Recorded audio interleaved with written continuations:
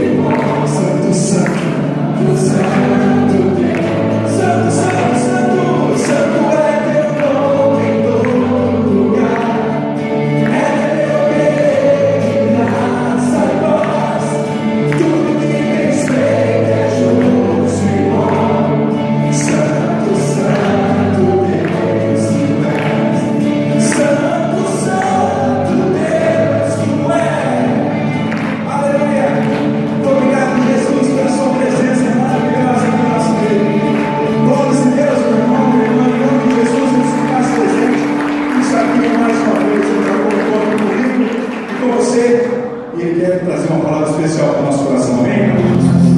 Obrigado pela tua cura. Pessoas precisam de cura nesse lugar.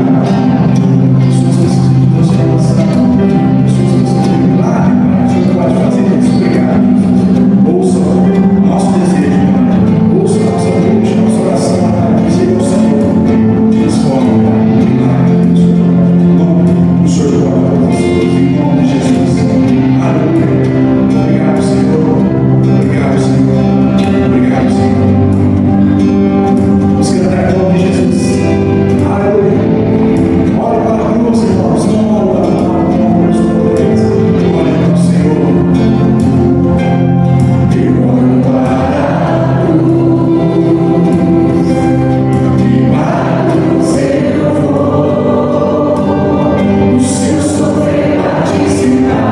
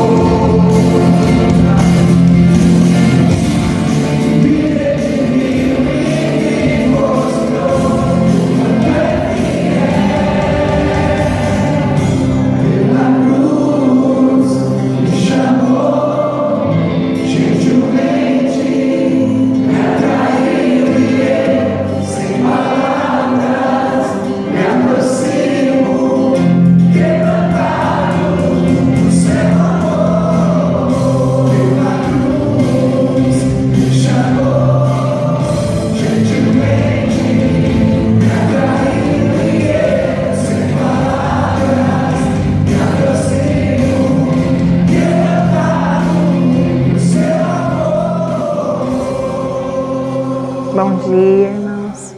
Oremos então pelo pacto de oração e pelos dízimos e ofertas.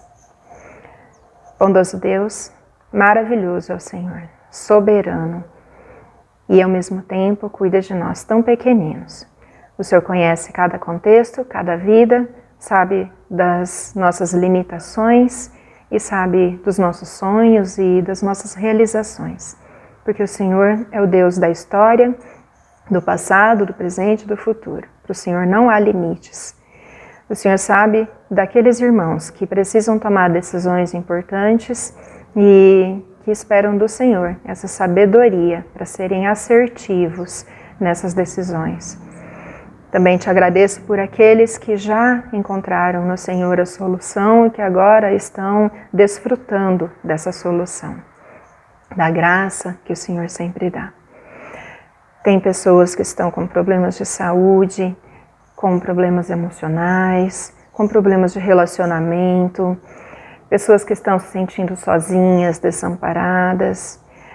Há tantos problemas em que as pessoas levantam em oração, colocam no teu altar e o Senhor conhece cada uma. Então pedimos ao Senhor que esteja respondendo essas orações dentro do que o Senhor sabe que é o melhor e dê paz àqueles que estão esperando por respostas e àqueles que estão na dúvida se realmente é isso que devem fazer. Que o Senhor dê a todas essas pessoas a certeza, a convicção daquilo que é teu Espírito Santo, encha de paz e alegria esses corações. E aqueles que estão gozando de muita alegria, que estão com paz, que assim permaneçam. Em todo esse mundo, onde há pessoas, filhos teus, levantando suas orações para o Senhor, sejam respondidas suas orações. Em nome de Jesus. Te agradecemos porque o Senhor tem respondido também em nossos lares, suprindo nossas necessidades básicas e clamamos que assim continue, Deus, que ninguém passe nenhuma necessidade. Te entregamos nossos dízimos, devolvendo ao Senhor uma parte daquilo que o Senhor nos dá. E nossas ofertas também como um aroma suave ao Senhor, daquilo que o Senhor nos deu, em que a gente compartilha com outras pessoas que também estão precisando e com quem a gente pode compartilhar dessa dádiva que o Senhor nos dá. Muito obrigada. Louvamos e adoramos o Senhor com tudo o que temos, com tudo o que somos, com o dia de hoje. Amém. Graça e paz no nome do nosso Senhor Jesus Cristo. E está na hora de nós celebrarmos mais uma vez a ceia do Senhor. E uma das passagens que usamos muito na ceia, encontramos em 1 Coríntios capítulo 11. E neste capítulo, o apóstolo Paulo está observando algum problema na igreja de Corinto sobre a ceia. E naqueles dias, como já foi explicado algumas vezes, eles celebraram a ceia nas casas como parte de uma refeição comum. Mas em Corinto, evidentemente, uma vez por semana, ou talvez mais que uma vez por semana, os crentes, os cristãos, reuniam numa casa e trouxeram comida para eles estarem todos juntos. E cada família, então, tinha sua comida, e o que era para ser, então, compartilhado com todos, eles colocavam na sua frente. E começaram, então, a comer e depois, então, fazer a ceia. Mas o problema é que, muitas vezes, os mais pobres e os escravos não podiam chegar na hora. E demoravam para chegar porque tinham responsabilidades para com seus mestres. Então, quando chegavam, finalmente, não sobrava mais comida e alguns até, bebendo vinho, até ficaram embriagados. Então, Paulo os criticou muito sobre esta forma de fazer a coisa. E ele escreveu: nisto, porém, que vos prescrevo, não vos louvo, porquanto vos ajuntais não para melhor, e sim para o pior. Então, em vez de ser uma celebração, que era uma bênção para todos, por causa deste problema, então Paulo diz que estavam saindo pior do que começaram. E os deu instruções em como eles deviam celebrar a ceia, que era um tempo quando deve ter comunhão entre todos e devem olhar não somente para a sua família, mas também para todos que faziam parte, então, da igreja. Lembrando aqueles, os mais pobres, os escravos, que provavelmente precisavam muito mais daquela refeição do que os mais ricos.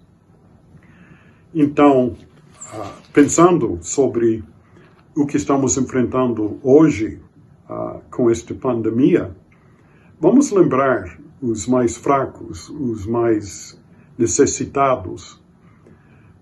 Em algumas partes do mundo, tem pessoas, tem irmãs nossos em Cristo, que estão até passando fome e muita necessidade por causa de todo o transtorno que está acontecendo com esta pandemia.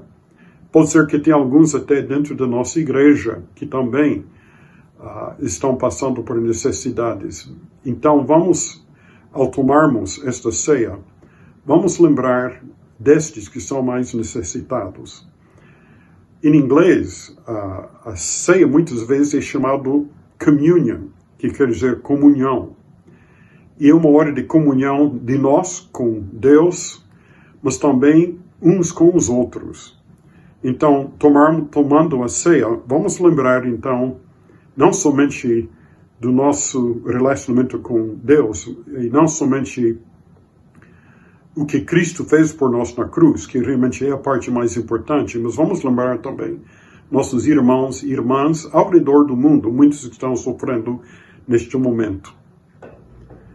Então, vamos orar e vamos, então, dedicar os alimentos da ceia. Este é o pão que representa o corpo de Cristo, que foi quebrado na cruz por nós. Este suco, então, representa o sangue de Cristo, que foi derramado na cruz, para nos purificar dos nossos pecados. Então, vamos orar. Senhor, nós queremos te agradecer e louvar hoje por seu sacrifício na cruz. O seu corpo que foi quebrado por nós na cruz, representando aqui pelo pão, e o seu sangue que foi derramado na cruz por nós, representado aqui pelo suco. E queremos, então, consagrar esses elementos que representam isto para nós. Amém. Quero pedir, então, para cada pessoa, então, primeiramente, pegar o pão, porquanto eu recebi do Senhor o que também vos entreguei, que o Senhor Jesus, na noite que foi traído, tomou o pão, e tendo dado graças, o partiu e disse: isto é meu corpo que é dado por vós, fazeis isto em memória de mim. Então, vamos comer.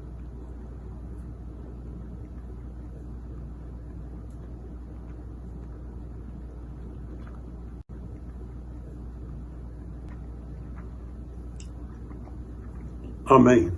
Então vamos tomar o suco, que representa o sangue de Cristo derramado por nós.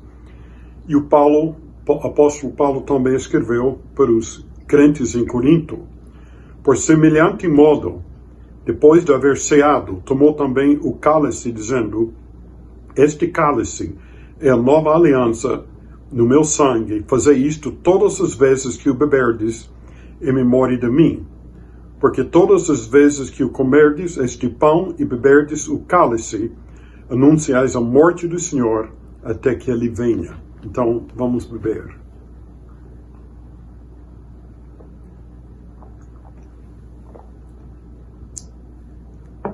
Amém. Então, vamos orar.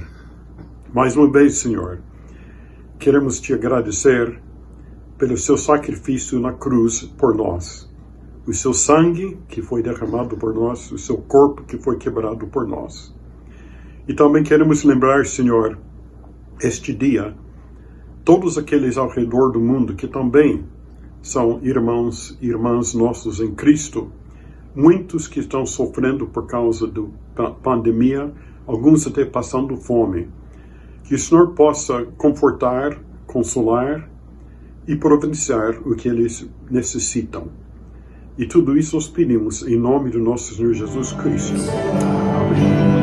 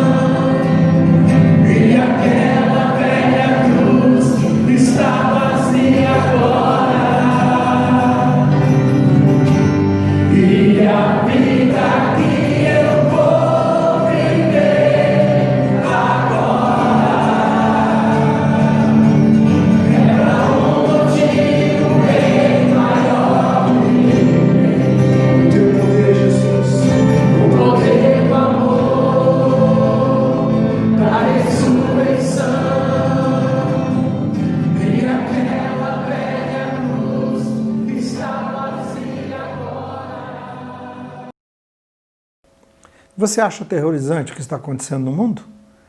Se não bastasse o vírus, né, os problemas políticos e econômicos, agora também essa explosão em Beirute, no Líbano, que desconfio ter sido um atentado com 154 mortos e mais de 5 mil feridos e cerca de 300 mil pessoas desabrigadas. Ele diz que o número de casos de Covid vem aumentando, então e tinha um hospital bem próximo dali, um dos maiores hospitais que foi afetado. Imagina então, subindo o número de Covid, né, de pessoas, de casos de Covid, mais isso, e ainda quando eu estava lendo, estavam dizendo que eles têm uma dívida 150 vezes maior do que o produto interno bruto deles, e o prejuízo até agora está em torno de 15 bilhões de dólares. Essa é uma reportagem da Gazeta do Povo em 7/8. Minha pergunta é, será que alguma coisa está acontecendo diferente no mundo? Todo esse quadro e o desemprego crescente, em geral, lança uma incerteza sobre o futuro e sobre o que ainda nos espera. Tudo isso realmente é assustador demais, mas no meio desse caos eu tenho uma boa notícia para você. Com base na palavra de Deus eu posso afirmar isto. Deus te criou para esse momento. Deus te escolheu para esse momento. E Deus deseja te usar grandemente nesse momento. Ora, pense comigo, quando e onde a luz precisa brilhar? Quando há e onde há escuridão. Quando a igreja precisa fazer diferença? No momento em que as pessoas estão perdidas, apavoradas e sem rumo. Deixa eu relembrar o que Deus tem falado com a gente nesses 2 últimos domingos, mais especificamente. Eu disse sobre o silêncio da igreja, que trata da necessidade de um despertamento espiritual. Silêncio porque a igreja é a voz de Deus que clama no deserto, mas que está silenciada. O despertamento é nós não podemos nos calar, porque somos testemunhas dos milagres de Jesus. Não podemos nos calar porque Deus colocou uma nova canção nos nossos lábios. E não podemos nos calar porque Deus nos enviou o Rei da Paz. Isso significa que temos a palavra de reconciliação. Lembra de não calar, de ser a voz? Nós temos a palavra de reconciliação de Deus com a humanidade e da humanidade com Deus. O segundo foi o barulho sem sentido da igreja. Então, primeiro o silêncio da igreja, agora um barulho sem sentido. O que eu quis dizer com isso? Que é uma igreja que sabe fazer as coisas do reino, só que não sabe por quê e nem para quem está fazendo. Então foi preciso que Deus colocasse um freio na nossa vida louca para nos acordar de uma espiritualidade equivocada, para nos impedir de continuar correndo atrás do vento, para resgatar a nossa alma. Então nesses 2 primeiros sermões, primeiramente nós vimos uma igreja que faz o que não deve fazer, que é ficar em silêncio, calada, quando ela deve ser aquela que proclama as virtudes de Cristo. No segundo, é uma igreja, ao contrário, que faz o que não deve fazer.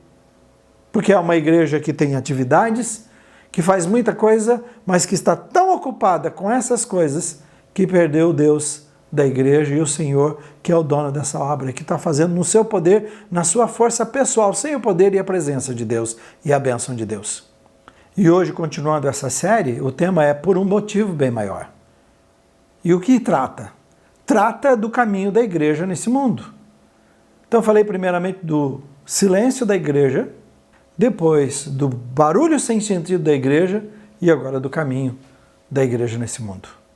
Eu vou usar um paralelo entre 3 textos bíblicos para entendermos sobre o caminho da igreja. O objetivo é entender qual é a razão da existência da igreja.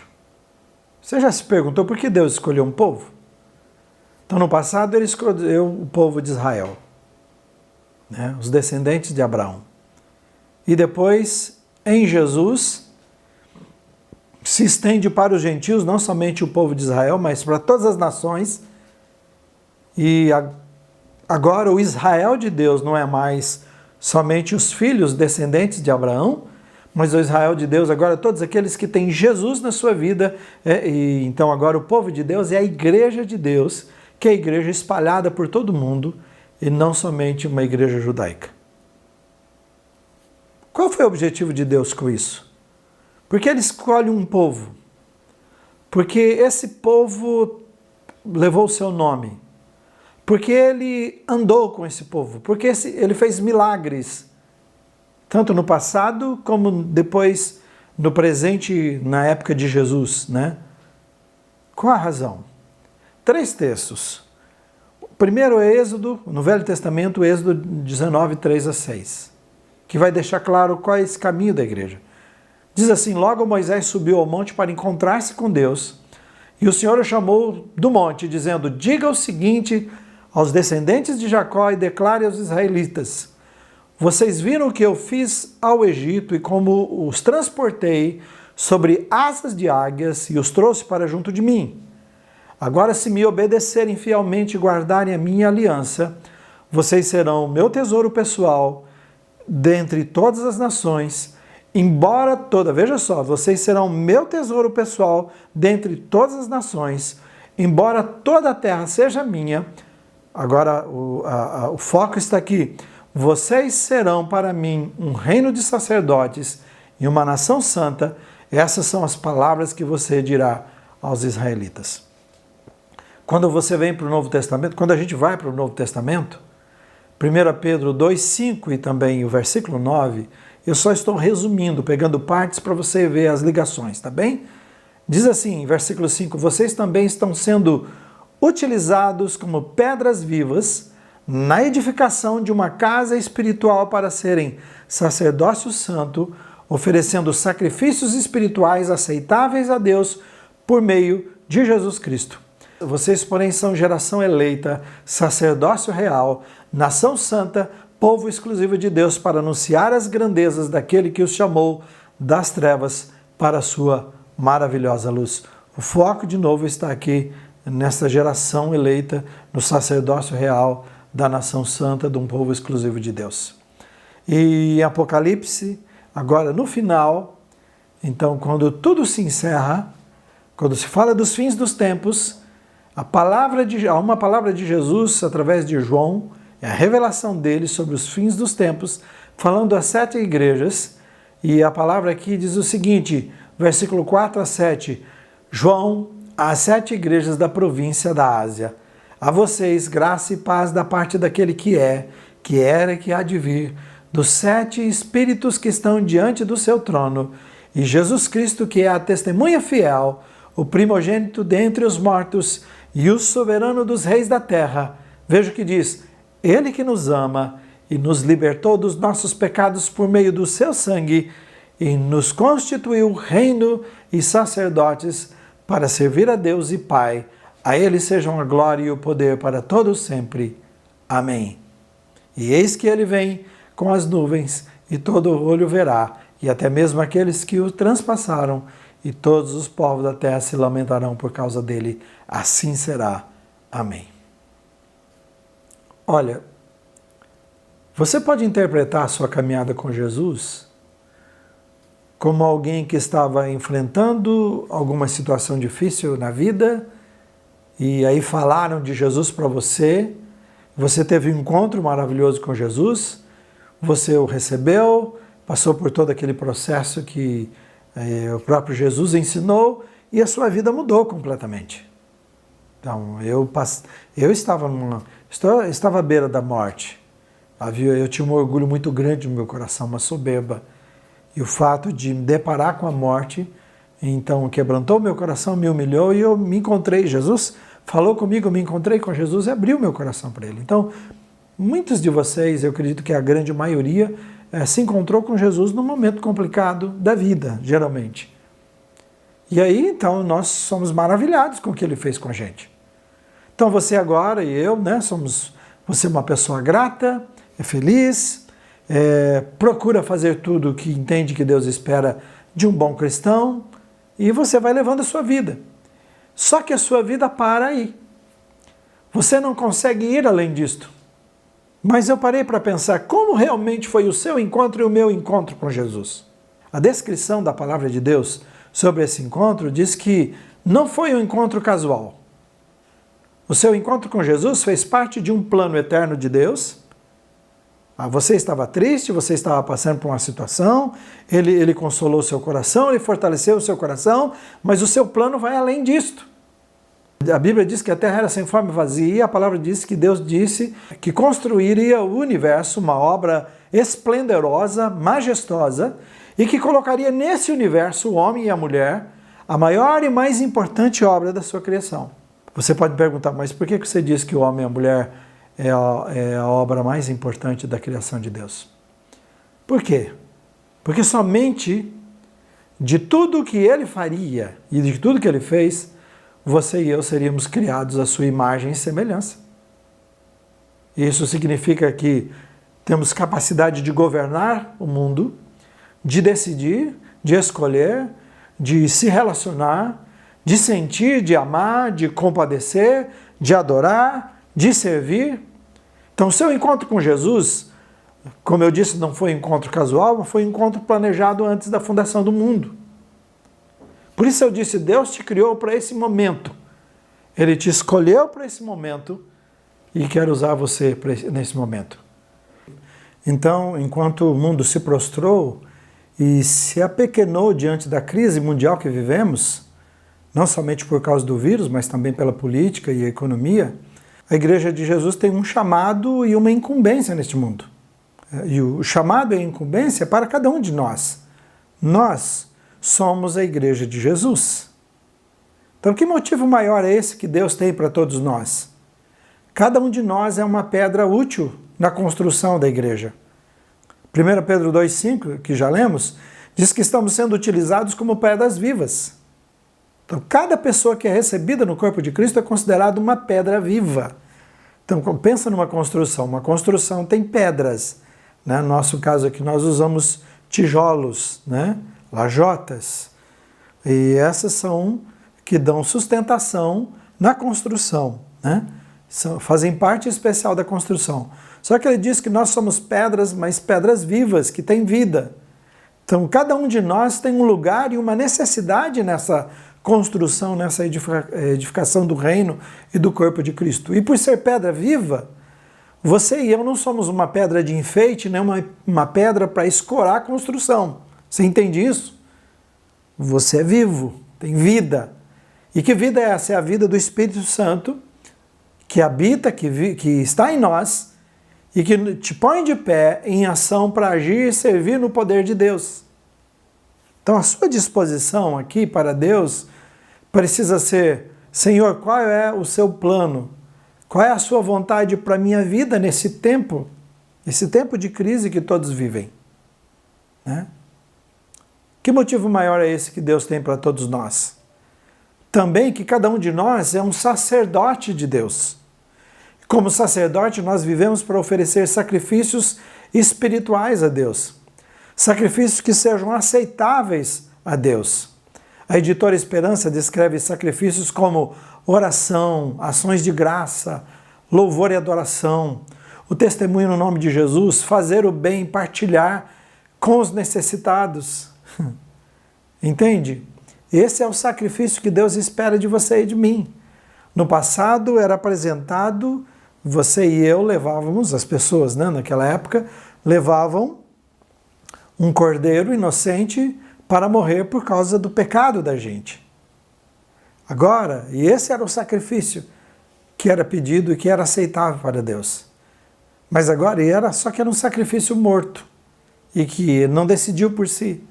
Mas hoje, nos nossos dias, depois de Jesus, ele diz que sacrifício ele quer? Não mais isto. É a sua vida, a minha vida. Então, o sacrifício é esse, o que é motivado pelo Espírito Santo que habita em nós, de uma vida de oração, de ação de graças, de louvor, de testemunho. Né? Então, cada um de nós foi chamados por Jesus para isso e cada um de nós pode fazer isso. Romanos 12 fala que o culto que Deus espera de cada um de nós é de apresentarmos todo o nosso ser como um sacrifício vivo, santo e agradável a Ele.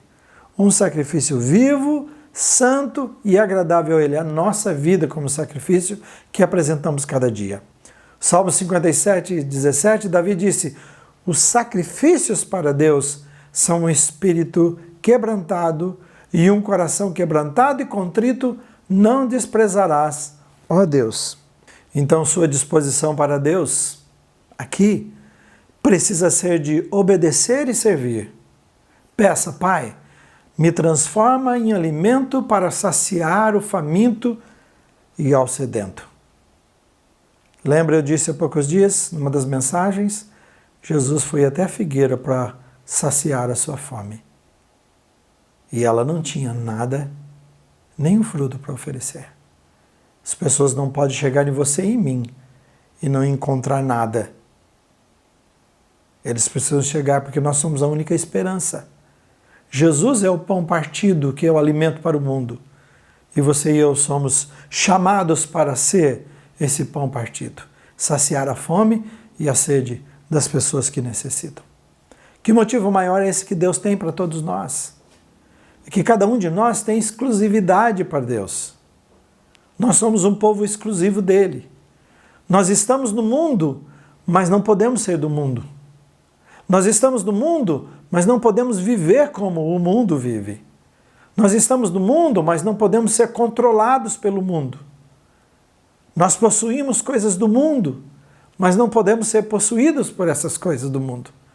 Nós vivemos no mundo, mas com os olhos, com os nossos olhos, o coração e a esperança na eternidade. É lá que está o nosso tesouro guardado. Ser exclusivo indica que o nosso coração não está dividido, que ele tem um único Senhor. 2 Coríntios 5,15 diz que Jesus morreu por todos, para que aqueles que vivem, vivam não mais para si mesmos, mas para aquele que por eles morreu e ressuscitou. Não mais para si mesmos. Então, ser exclusivo implica que temos uma vida, mas que essa vida não mais nos pertence, ela é de Jesus. Então, sua disposição para Deus deve ser: faça-me morrer para mim mesmo e os meus desejos. Eu preciso viver para ti, somente para ti, Senhor. Faça essa oração. Que motivo maior é esse que Deus tem para todos nós? Cada um de nós existe para anunciar as grandezas de Deus. Todos os dias tem propagação em excesso das trevas. Você liga a TV e a Rosine e eu gostamos de ver um repórter e o outro que tem humor, que brinca com as coisas, que faz palhaçadas, que conta as notícias, mas o tempo todo ele está colocando muita coisa de humor, então isso facilita você ver uma coisa ou outra quando a gente resolve ver. Porque na maioria das vezes, 99,9% eu vejo, são selecionadas que eu recebo ou eu vejo através do celular, do smartphone. Mas, se você liga, e eu penso que a maioria das pessoas, infelizmente, a maioria das pessoas, né, da nação brasileira assiste e depende da televisão para ver as notícias, e ninguém vai contar na notícia que um casamento está indo bem, né, que uma coisa, que alguma pessoa se converteu, foi transformada por Jesus Cristo. O que chama atenção é sangue. Até disseram, se espremer os jornais, eles vão jorrar sangue. Então o que você vê todos os dias, constantemente perto de nós aconteceu, de membros de nossa igreja que até tiveram que socorrer, né? Violência contra a mulher, abusos infantis, estupros, divórcios, traição, roubos, manipulação, mentiras, suborno, corrupção, mortes, acidentes, suicídios, medo, ansiedade. Então isso todos os dias essas são as notícias. As notícias, se alguém não está mal, a sua situação vai ficar pior, não vê nada de bom, perde qualquer esperança. Então a luz de Jesus é a esperança para aquelas pessoas que vivem assim, para esse mundo perdido. Nós precisamos proclamar a sua palavra, as suas promessas, o seu poder, o seu amor, a sua graça, os seus milagres. Nós precisamos proclamar também o que nós experimentamos em nossa vida. Nós precisamos dizer, nós experimentamos o milagre de Jesus nas nossas vidas. Nós fomos tocados, nós fomos transformados, nossa vida foi mudada. Nós somos testemunhas vivas de tantas intervenções de Jesus no dia a dia, na nossa vida, na nossa família, nos nossos irmãos, nas pessoas que nos cercam. Você e eu somos testemunhas desse poder transformador. Então a sua disposição para Deus aqui deve ser: torna a dar-me a alegria da salvação, para que eu possa anunciar as boas novas aos necessitados. O Evangelho significa boas novas. E as boas novas são exatamente isto: o Salvador nasceu. E nós estamos agora livres. Aquele que nasceu é o Filho de Deus que veio para morrer pelos nossos pecados. Estamos livres da nossa dívida, estamos reatando a nossa amizade com Deus. Ele é a nossa paz com Deus. Essas são as boas novas. Chega de sofrer, chega de se esforçar, chega de tentar agradar a Deus na sua própria capacidade, porque isso é impossível, jamais conseguiremos. Mas Jesus pagou o impagável, ele fez o impossível, pagou a nossa dívida. Então nós temos paz com Deus, Jesus a nossa paz. Essa é a palavra que o mundo precisa ouvir. Por um motivo bem maior. Por um motivo bem maior que o meu, por um motivo bem maior que o seu, por um motivo maior do que os planos que nós temos para a vida. Apocalipse 1, 5 e 6 diz: Ele, que é Jesus, que nos ama e nos libertou dos nossos pecados por meio do seu sangue e nos constituiu reino e sacerdotes para servir a Deus e Pai. Eu e você não estamos aqui para servir a igreja instituição. Eu e você não estamos aqui para servir ao pastor, eu e você não estamos aqui para servir ao mundo e nem servir a nós mesmos.